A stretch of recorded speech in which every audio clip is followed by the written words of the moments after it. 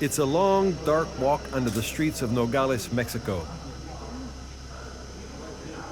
These drainage tunnels prevent seasonal rains from flooding the streets above. They also allow human and drug traffickers underground access from Mexico into the United States. It's not the kind of place you want to go for an afternoon stroll, not without a police escort and lots of guns.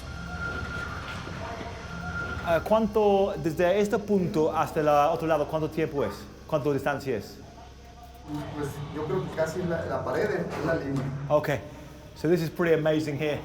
You got this, so this is, the Comandante is showing us this is another tunnel which has been found and filled in with concrete. Now actually, this line is almost the border into the United States. Like right through here is the United States. We're right up on the border here, underground. So this, you know, they make this tunnel from here and just take drugs into the United States. Have someone go down that side.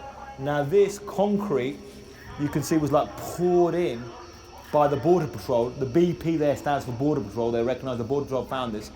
So they poured in concrete from the United States side, just poured it down, and it ended up, you know, filled up here. And they had to have some cooperation here from the Mexican authorities, I think, because apparently they put a piece of something here to block this concrete when it came down to stop it. So there's coordination between the two countries.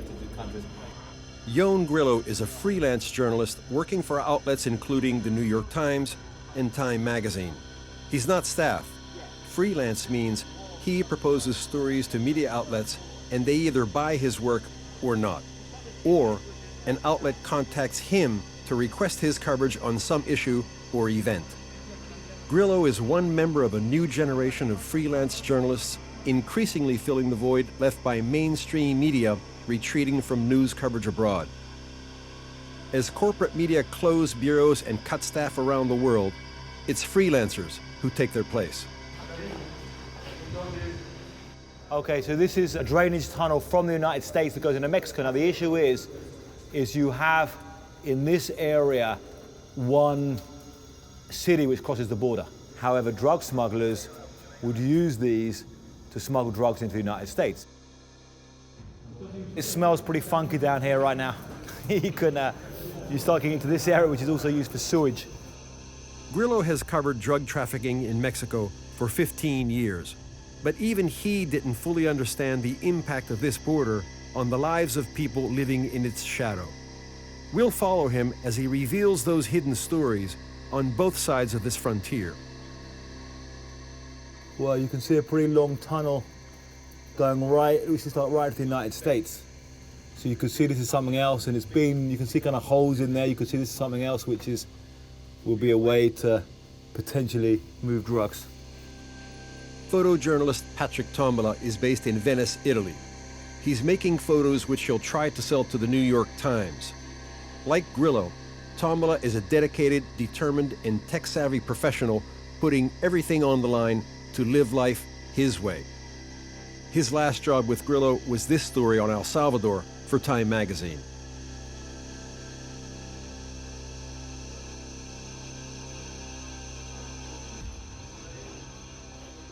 You've got 2 layers of gates, and you've got a lighted area, and you've got obviously some various sensors and equipment here. Grillo and Tombola are here to bring us the information we need to make crucial decisions about our lives and the world we live in. It's important to understand who these journalists are and how they work, the places they take us, and the people we meet. This is some kind of defenses, so you couldn't just drill up from here into the United States. The United States begins there. En esta línea aquí. Now, I'm in Mexico. This is the line separating the two countries. And now I can step back into the United States. Just like that. Increíble. Increíble.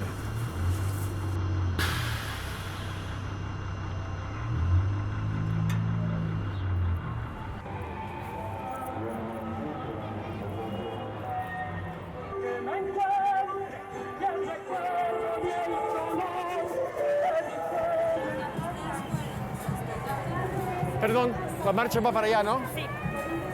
¿No has visto a Gerardo Carrillo? No. Mexico is where I started my career right out of graduate school. It was here that I began working as a freelance foreign correspondent 40 years ago. And I'm looking for Gerardo Carrillo, a friend and colleague from my days of covering Mexico and Central America for United Press International and Newsweek magazine. Like me, Carrillo started out as a freelancer. He later founded the video unit for the Associated Press in Mexico. Today, he's a critical link between freelancers like myself and stories on the ground. ¿Qué tal? ¿Todo bien? Todo perfecto. Carrillo can cover this march as a one-man band, or what I call a backpack journalist, because of technology. Instead of the larger, more expensive cameras he used to lug around in the 1980s, he now uses gear that is smaller, lighter, and cheaper. And he can do the job himself without assistance.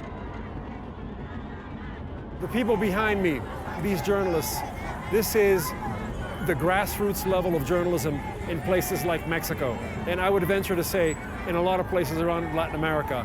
You know, they're young, they're idealistic, they're hardworking, they're probably underpaid, underprotected, not well supported by their employers. I don't know how many are freelancers or full-timers. These are the kind of people that get out there. This is where the news, the information begins to flow from people who are doing stuff like this at the very, very bottom level of news and information gathering.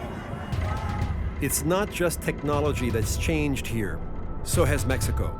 The country has mutated from a generally peaceful place to a violent, lethal place where el narco, or drug traffickers, are engaged in what some call an insurgency. Experts say at least 175,000 people have died in Mexico's decade-old drug war. Another 28,000 have disappeared. Caught in the jaws of this carnage are the journalists who cover it. Today, Mexico is one of the worst countries in the world to be a journalist. More than 100 journalists have been murdered here since the year 2000. 25 others have disappeared and are presumed dead. Of all the journalists killed in Mexico's drug war, none is a foreigner. All are Mexican. Perhaps the narcos understand that killing a foreign journalist might be bad for business. Whenever things get too hot for foreign journalists like me, we can run to the airport, whip out a foreign passport, and head home. But Mexican journalists can't do that. They already are home. On a laptop computer, Carrillo edits his video of this women's rights march before transmitting the material to the Associated Press in Washington. This was unthinkable when I first came to this country in 1977. As I watch Carrillo toil away at his craft, I'm reminded how much freelancers like me depend on people like him. For the work they do at the grassroots level of journalism, for the guidance they provide about navigating their country and their people.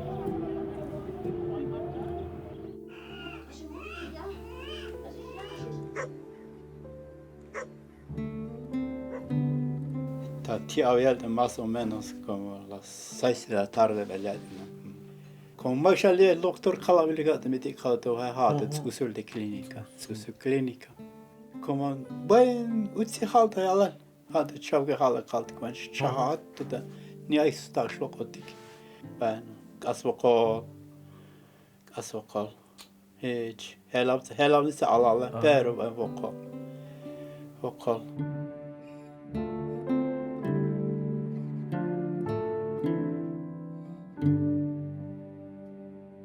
Hama helavet ismi alala kaldı ki hama helavet hiç peto la peto hiç peto.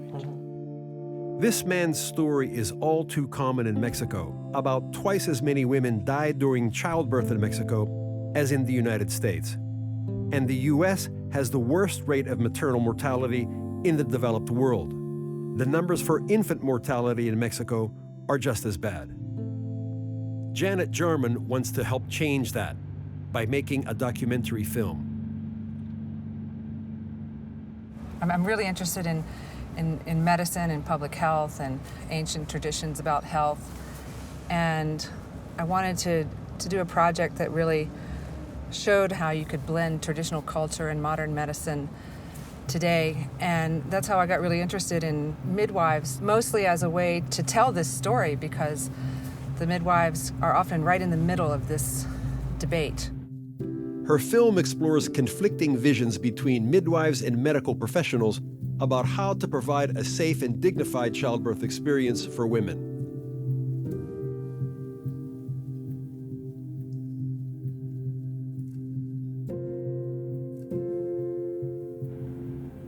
I followed Jarman to the violent state of Guerrero, one of the locations where she's shooting her documentary.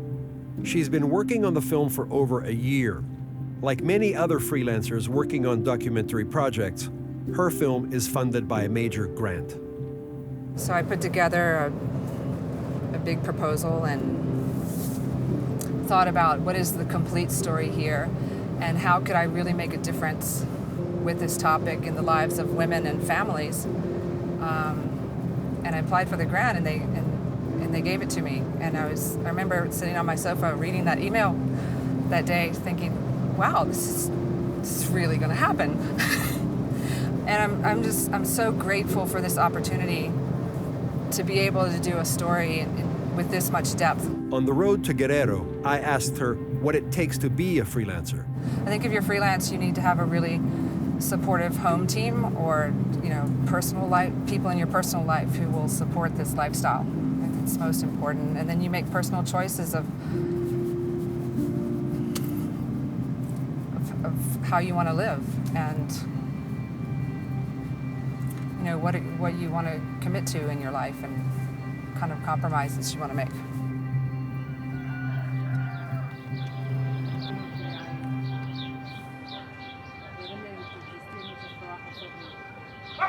If Gerardo Carrillo is part of the technology revolution that's changing the tools of our craft, Janet Jarman is part of the gender revolution that's changing the faces of our craft.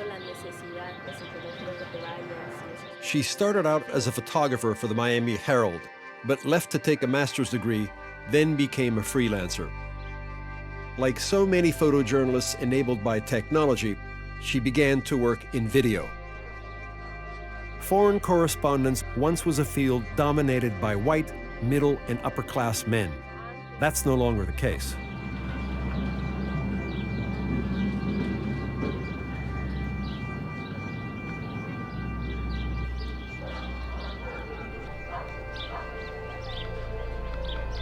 Guerrero is long considered one of Mexico's most violent states.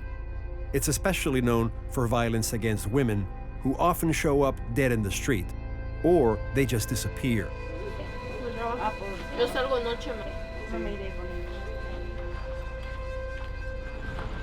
So working here, sometimes at night, with an all-female team on a story about women, really put me on edge.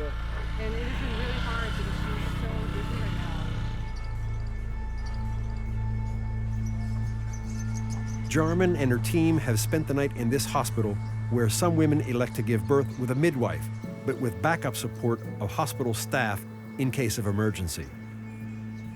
The birth was beautiful. It was very gentle.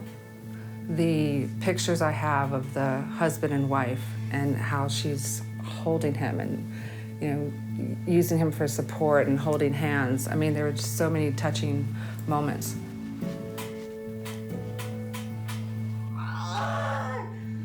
And what was fascinating was why she chose this, because when they come to this hospital, the model is the woman can choose if she wants an institutional birth or if she wants to come to this section of the hospital. And this woman had had an institutional birth for her first child, and she said that she felt very lonely. And this time she thought she could have her husband in the room with her, and that really meant a lot to her, and you could see it. Her current project may be about the specific issue of childbirth, but overall her work is about giving voice and face to the people of Mexico.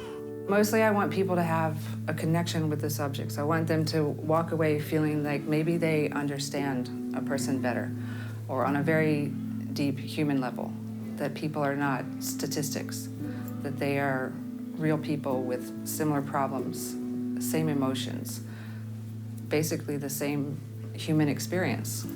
Despite the difficulties and the dangers of their craft, freelance foreign correspondents like Jarman are driven by a deep sense of purpose. If there's a single thread that binds or defines them all, it's the need to make a difference. Back in Nogales with Jon Grillo and his fixer Milton Martinez, we explore the border fence with the United States. Things get a bit sketchy here, especially at night.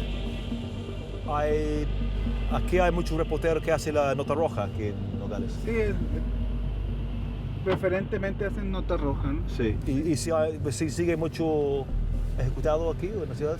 Sí, aquí en la ciudad nunca ha parado las ejecuciones. Es algo extraño. En la ciudad de Nogales, they have those lights over here. We pulled up to a place along the border where U.S. officials, that's the United States on the other side of this fence, have set up a powerful light.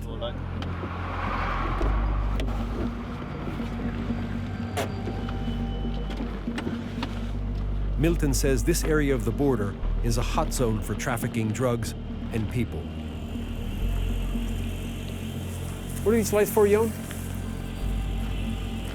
This is lights from the US side of the border to show people, so you can see clearly if someone's crossing, if someone climbs over the fence or tries to drill a hole and run into the United States, then people can see it easily. You've got lights showing, so you can't hide under cover of darkness. The point that you say before, this is the way the U.S. government shows its power to, because it used to be a very quiet city. You remember, it used to be one city. It was a brotherhood. Jon spots a group of men on our side of the border. They're watching us. They don't look friendly. We're careful not to point the camera in their direction.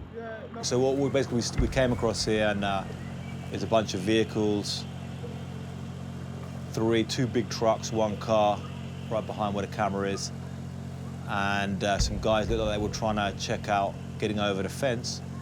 They looked like they might have some merchandise, meaning drugs, in the cars. And as we stopped here, one of the guys wandered past, checking us out, seeing who we are. So they're probably just, okay, see we can probably recognize we're journalists, Yep. see we're talking into a camera. You know, this varies in different parts of the border, how they're going to react to you. In Nogales, it's more of a chilled area. They're less likely to be violent right away. Some other parts of Mexico, they could be more aggressive, a lot faster. Milton is a classic example of what journalists call a fixer. He was born and raised here. He's a reporter for a Mexican magazine. His other job is making life easier and safer for people like Jon Grillo and me. Here, he advises on what to do as we're being watched. In the sicarios time, they don't respect anything. What's fascinating to me and alarming to me is that everybody here, every Mexican here understands what's happening when three big vehicles like this pull up next to the fence, and everybody knows that all this is going on. You know, the drug trafficking, the jumping over the wall, the danger that exists from these dark forces, and they live with it every day. And it seems to be inescapable in some places of the country. Well, Is that a stretch? Yeah, I think so. Yeah, I mean, you've got the force of an industry, the pull of money. So, you know, why are those guys a few meters from us right now? Why they're there? They're doing their job. Mm-hmm. Now, their job is trafficking drugs. But our economic forces, there's economic forces behind this.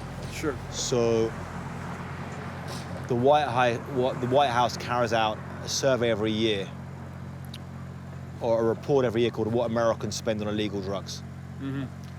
And that report estimates that Americans spend $100 billion every year on marijuana, heroin, cocaine, and crystal meth. So when you have $100 billion of money,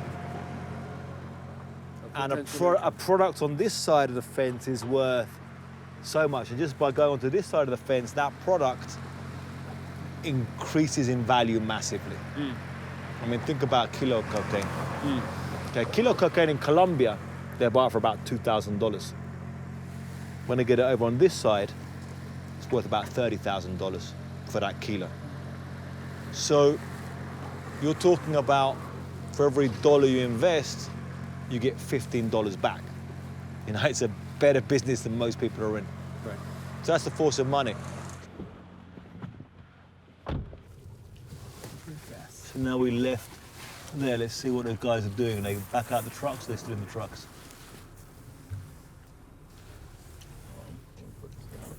Yeah, I think you may want to keep the camera down when we go by.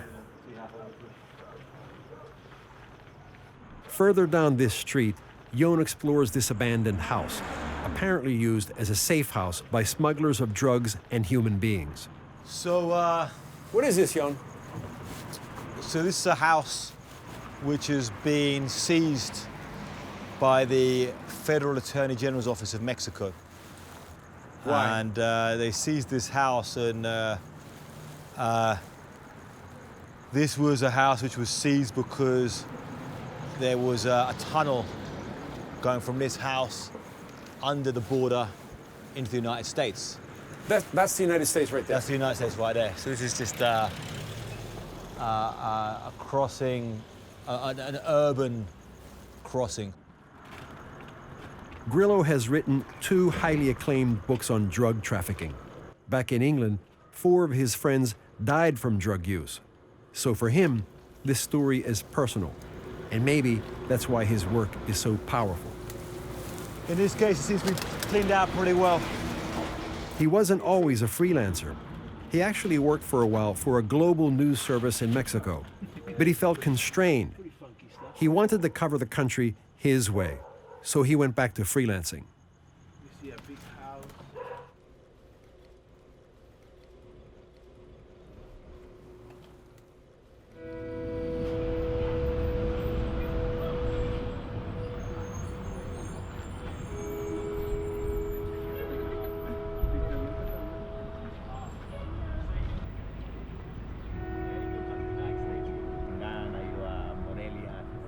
Deported from the United States back to Mexico for reasons he didn't specify. This young man said he makes more in 1 day of labor in the United States than he does in 1 week in Mexico. That's his wife on the other side of the fence in the U.S. state of Arizona.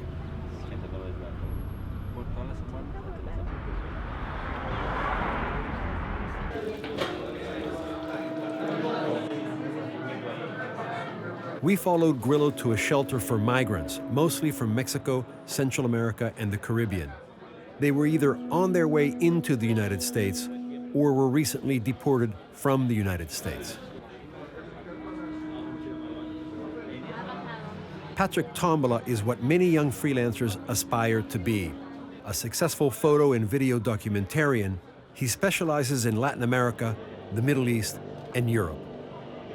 He's taken assignments from major newspapers and magazines around the world, sometimes at great personal risk. And then just all of a sudden, they just heard bam, bam, bam, bam, bam. And he got two of the back on his back that killed him. And then even after he was lying down bleeding, the guy... We crisscrossed the city gathering information. And with Milton's help, we interviewed the mayor of Nogales. Then we headed back to the hotel.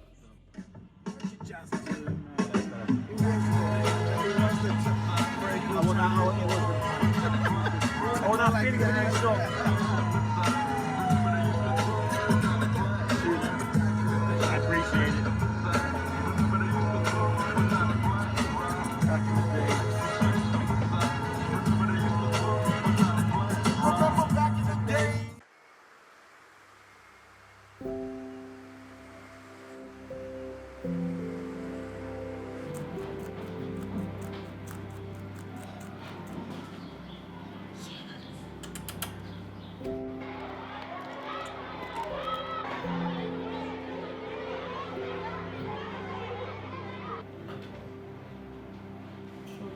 Megan Dhaliwal and Dominic Bracco embody the new breed of freelance foreign correspondent, perhaps more than any others I met on this trip to Mexico.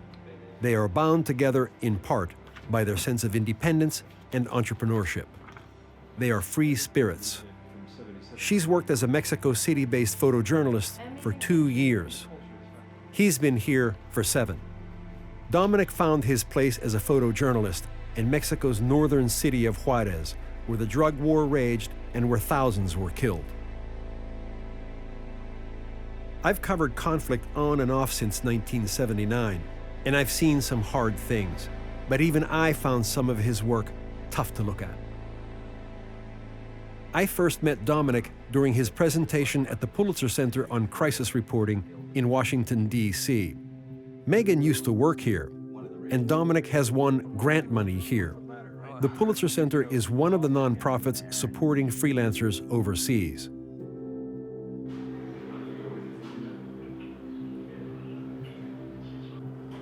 Megan and Dominic personify the idealistic freelancers of today who have chosen lifestyles of purpose and meaning despite hardship and risk. This is a pretty tenuous, a lot of people would think that being freelancers anywhere in the world is a tenuous existence. A lot of people just couldn't do this. They need, a 9 to 5, they need a steady paycheck every month or every 2 weeks. Yeah. How do you negotiate that? Is that an important consideration for you guys? So both of us grew up in households where our parents work for themselves, which I think is interesting because I never wanted to work for someone, really. I was raised with that mindset. I think Megan's the same way. Dominic was raised in South Texas, where his father owns a construction company. Megan's from New Jersey. Her mother is a commercial interior designer. It's difficult. There's a lot of competition, there's a lot of great people, and you have to be better and smarter to survive. And so I think as hard as you would have to work to maintain that, in my mind, it's nice that like you're doing it for yourself every day. To make it in this career, you have to work your ass off, and we work really, really hard. How do you negotiate that? And you're separated. Often, sometimes, whatever. And so you have to go out alone. How do you, as a couple, how does that happen? How does it work? We've never known anything else. Our whole relationship has been that. Our whole relationship, actually, the coolest thing is now we live together. So we get to come home to the same place, which we work really hard to make happy and safe and peaceful and have things that we both love in it.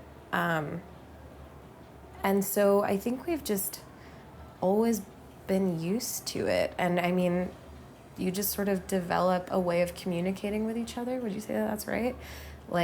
When you're apart, that's the beautiful thing about dating a photographer is they understand when I'm cannot talk right now, but I'm fine and I'm safe and it's fine, but I can't talk to you right now. We're in the middle of something, but I love you and I'll talk to you tonight when I get back to the hotel. Yeah, I think we give each other the space to check out when we're gone. And then when you're here, you're kind of expected to be here. Kind of. Yeah. Yeah. It's a constant balance, though. It's nothing perfect. It's not easy. No, it's not easy. Can you talk about that a little bit? What do you give up and what do you get in return? I think you give up stability. Being a freelancer, you have this really flexible life, but you also have this life that can change really fast. And I think the word my family suffers is the wrong way to put that, but I think my family misses me, and I know I miss my family a lot. The instability kind of bothers you a bit, but not enough to stop doing this. Not enough to stop. And they're proud of me, and I'm really proud of myself, and I think it's worth it. And they're super supportive. My 87-year-old grandmother is you go, girl, so. It's a demanding job because there is no stability, right? The only stability that her and I have is each other. What do you get in return for this instability? You get, the world? No, you get total freedom. At the same time, it depends on where you are in your career, right? So you go through different stages as a freelancer. There's moments, like any business, where things are going really well, and then with that comes a certain amount of stability. You know, if you have a good base of savings, then you have the ability to take control of your agenda, you know?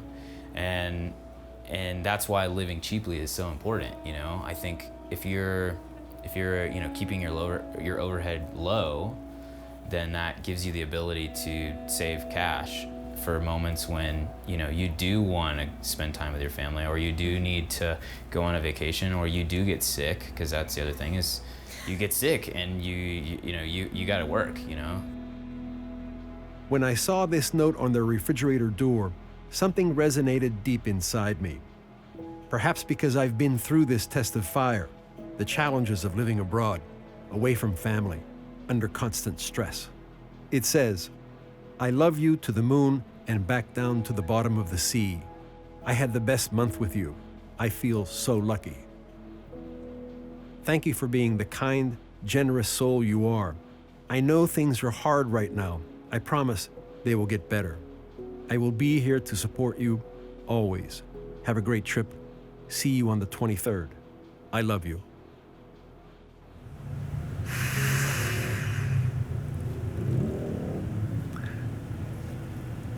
I don't know, you know, of all the interviews that we've done, I think this one has moved me the most. And I think it's because it reminds me so much of, I recognize so much stuff there, you know, that I have gone through when I first came here. You know, the excitement of all the possibilities in the future. I guess the tenuous nature of what so many freelancers are doing, and you know, the hope that they, you know, that Dominic and Megan inspire, you know, and you just wish that everything turns out right for them. Friday afternoon traffic. Oh. Ooh, that was close.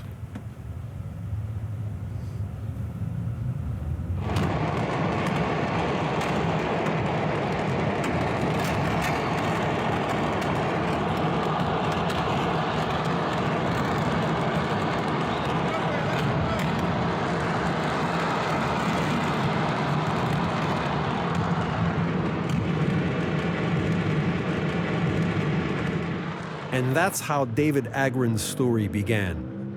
He's a freelance foreign correspondent who sells his work mostly to USA Today, The Washington Post, and The Guardian. So where are we now? We're in Tultepec, or at least on the road to Tultepec, which is a city to the north of Mexico City, and it's known for fireworks. People here make fireworks, sell fireworks, people come here to buy fireworks, and every so often the town goes boom.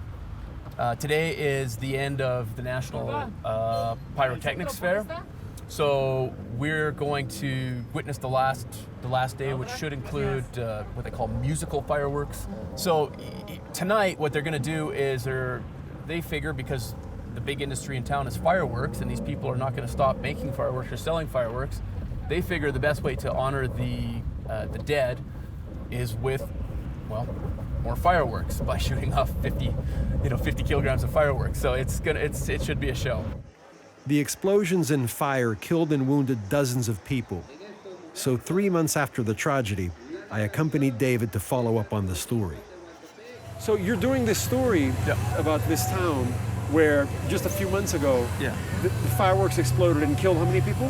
42. Okay, but what for your readers, which is why I was asking you who your readers are. Right. Why is this important to them? What does it say? What are you getting at here, aside from the aftermath of the tragedy? Well, it just seems like after the events, everyone's sort of sad for a little, but then just life goes on. There's something very interesting about about Mexico in that sense. So I think I'm capturing that sense of Mexican. I would say in some ways resilience, in some ways stubbornness. That's the story, Yeah, isn't it? but also, I mean, that's sort of the positive. That's the positive way to describe it. I don't know if and from the more negative, you would also say that this is an activity that perhaps has been carried on a little too loosey-goosey for too long.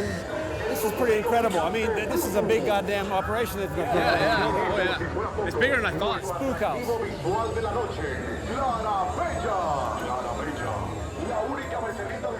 As David and I toured this kaleidoscope of Mexico, I had to think hard about the lack of regulation and the acceptance of these deaths as just another fact of life.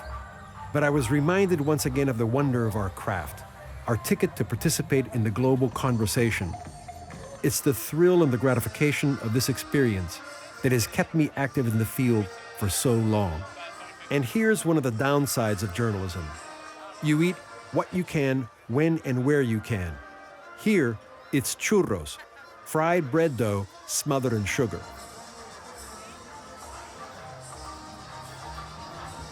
Born in Canada, David first visited Mexico as an exchange student. He returned years later to take a job as a reporter. The big thing is just find reactions to the fact that this market blew up, that this town suffered a horrible tragedy, and the way they're going to respond to that tragedy is to ignite more fireworks. He's an observer of the human condition and goes about his work much like an anthropologist. I just want to know what people are thinking. Why this? Would they ever have considered changing things, changing their practices, abandoning the business? That's what I'd like to know.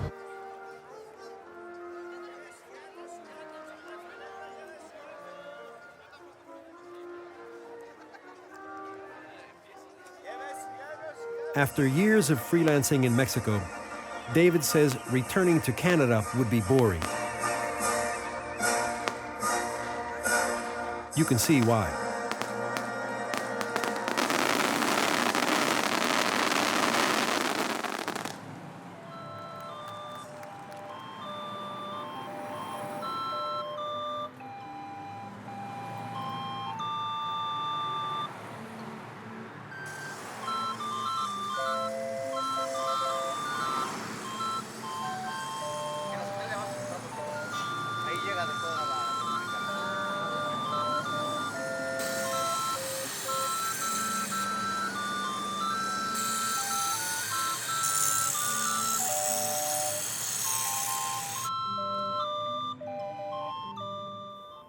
What's the story behind this? This is one of those ones, you know, I was telling you about when you see it and you just go for it. Yeah. And I didn't think twice. This is in Garibaldi, the Garibaldi Square, yeah. where the mariachis hang out. Yeah. I got close to him, and there's that balance that you want to get the photo, but at the same time, not necessarily intrude. There's something going on there that speaks to, you know, how people relate to the environment, how they deal with elements, how they deal with things that they have in their hands, all that. At the end of the day, he's probably happy you made the photograph. I would like to think so. Yeah, yeah. It's one of the things that keeps us doing what we do, isn't it? Exactly. So. You have to feel some sense of a mission, and what we're doing is important. Keith Dannemiller is emblematic of the change affecting freelancers. He's lived in Mexico since 1987. Once covering breaking news for major newspapers and magazines, Keith now makes his living largely by shooting for nonprofits, documenting street life in Mexico City, and conducting photo workshops and guided tours. When you first came here, I mean, the journalism situation was very, very different, I think. At least that's part of the premise of this whole endeavor of mine about freelancers. You came down as a freelancer, I came to the region as a freelancer. There were dozens, if not scores, of journalists here from different countries. Once the conflict began in Central America, there were hundreds of journalists, many of them freelancers, and you know, real bureaus all through the region. Can you talk about the difference between then and now, what that all looks like now? The difference between then and now, I mean, I don't know. I couldn't count how many different newspapers and magazines, but it was, you know, sort of obviously the big magazines, the big newspapers, second level, third level, you know, newspapers that had offices here. Yeah. So there were a lot of people to make contact with. There was a lot of possibilities here to do freelance work at that point. Today, hoy en día, forget it. So that situation vis-a-vis correspondence and fixed offices and relationship to the home office has changed drastically. How do people get news now out of Mexico? Where does it come from? There are possibilities, and yes, obviously the New York Times, the Washington Post still need photos, and there are people that can do things, but the sheer number of possible points of contact and work has dropped drastically. You don't really do a lot of like kind of the news assignments anymore. No. Can you talk about what you do now? I mean, you're still a photographer. I'm still a photographer. That continues to today, 30 years later. I'm still photographing here on the streets in the center of Mexico City. I've had exhibitions over the years. It's a documentary project. I mean, it's you know, I'm still, that's what I learned, that's how I photograph, that's how I still photograph. I look at it as documenting a certain space and time here in Mexico City. I mean, I still have, you know, an assignment here, an assignment there. I still pitch things, you know, to try and interest people in stories. A lot of times it has to do with Guerrero. A lot of times it has to do with violence. A lot of times it has to do with displaced people. But the response, you know, once again, being honest, the response to those kind of stories is just not what it used to be. Just months after this conversation, a powerful earthquake rocked Mexico City, killing hundreds, and the response was overwhelming. For weeks following the quake, Keith was swamped with assignments documenting the tremor's aftermath. Neither Keith nor any member of his immediate family was injured during the earthquake, but his apartment building was badly damaged. He and his wife refused to return, believing the building to be unsafe. Another of my colleagues was not so lucky. I knew Wesley Boxey back in the 1980s when we both covered the conflicts raging across Central America. Like me, he once was a freelance photojournalist. Wesley was badly injured in the quake. His wife was killed.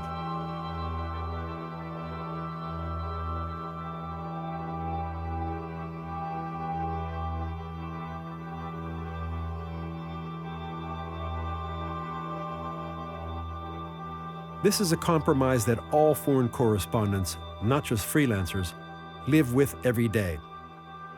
In their quest for truth, they face unforeseen circumstances of living in countries that pose risks that we seldom have to consider.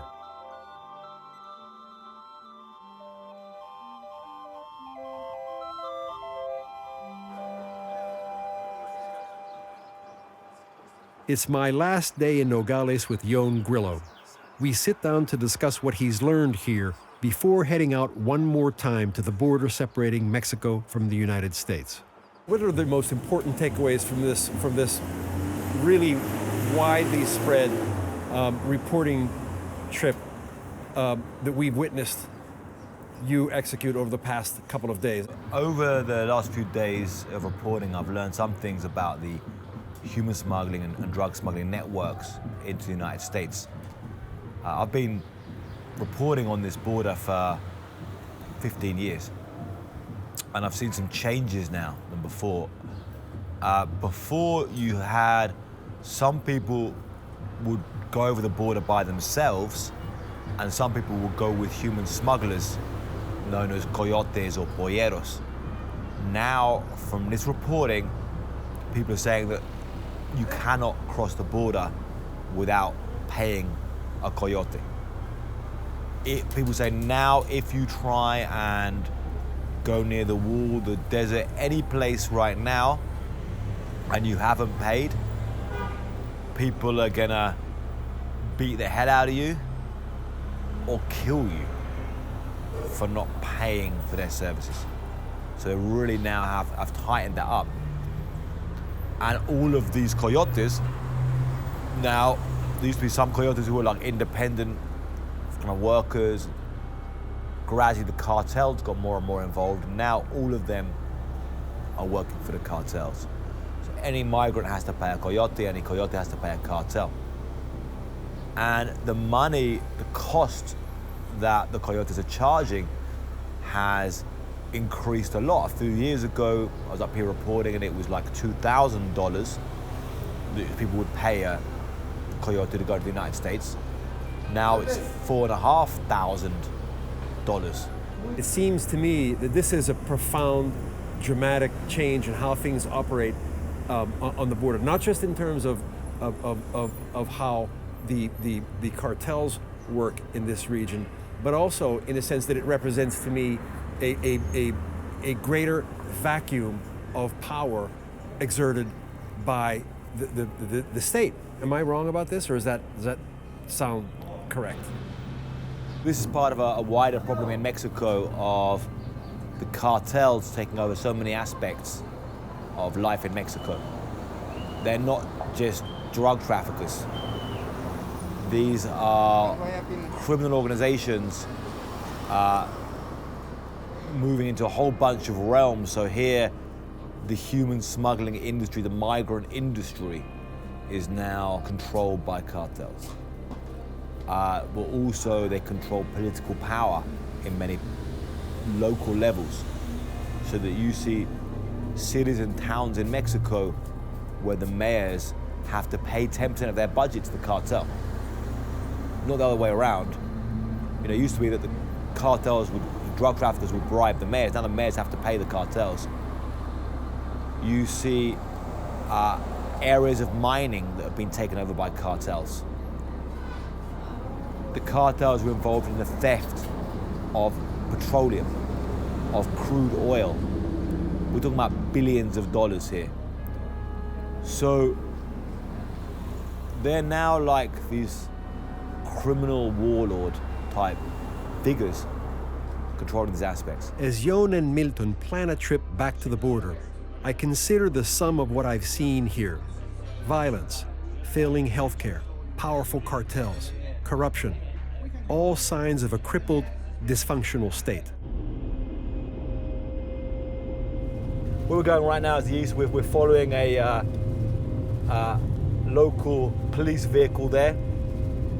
Milton called some contacts in the local police saying we're interested in going out there and can they come with us. It's a security precaution because it's a rough area. As Milton says, it's territorio Apache, which is a phrase they use in Spanish to talk about tough areas.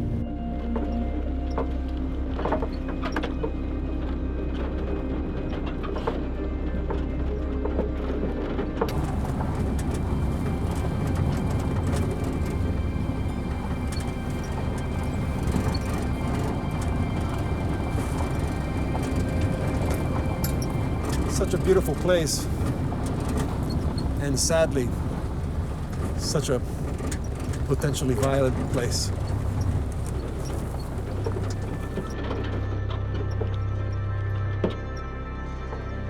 There's the U.S. border fence atop a hillside. It looks like a giant spinal column of rusted steel separating the two countries. This is a flood zone during rainy season. The border is actually railroad tracks and barbed wire, as opposed to a solid wall or fence that would hinder the flow of water and debris across the landscape. So I was just talking to Comandante Mendoza, and he was describing how this area is normally patrolled by the military and the federal police, not the city police. This is normally the military and federal police patrolling this area, looking after this area, because, you know, this is their jurisdiction, because they can, if they do run into stuff, it can often be quite heavily armed guys. You can see these kind of things are pretty attractive to smugglers, these kind of places. I mean, that's the United States right there. Yeah. And there's Mexico right here. Now that looks pretty easy to jump. I mean, we could very easily go to the United States. Thousands of undocumented migrants cross this border each year. They flee poverty and drug gangs in their own countries. Most bring only clothes on their back and hope in their heart for a new life in the United States. We've been here a little over 24 hours. Yeah. And in that time frame, you have gone out at night to look at the fence, to look around Nogales. You have interviewed the mayor of this city. We have come out here to the countryside. We've done a couple of other things, running around and working, pretty much 24 hours a day. Do you think that people understand what real journalists do? What's your perception of what they perceive? What I want them to understand from this particular, I'm thinking about the story itself. So, like all of these stories are complicated, and I want to show different sides to this. It's not just simple. There is an issue with the United States border with undocumented workers, with cartels, with smugglers. These are real issues. But what I want to try and get across, a lot of this, is the real human stories. So when you go to these shelters and you see people who are human beings, who have had tough lives, and lived tough lives, and you imagine what they go through. People just coming out of incarceration, being deported and trying to send money back to their family to feed their children. These are the human stories that whatever you feel about these issues, and they're real issues with undocumented workers in the workforce, with wages, with trade unions, with social services, with hospitals. These are real issues for people. But people need to feel the humanity of these stories, the humanity of these people in this. I try and do these things from my heart and do good work. Regardless of how we feel about the legality or the humanity of it all, this long steel line separates more than just two nations. It separates husbands from wives, children from parents, brothers from sisters. As Yon Grillo and I walk along this frontier, I wonder, if it's not these freelancers who help send us the truth about Mexico and the rest of the world, then who?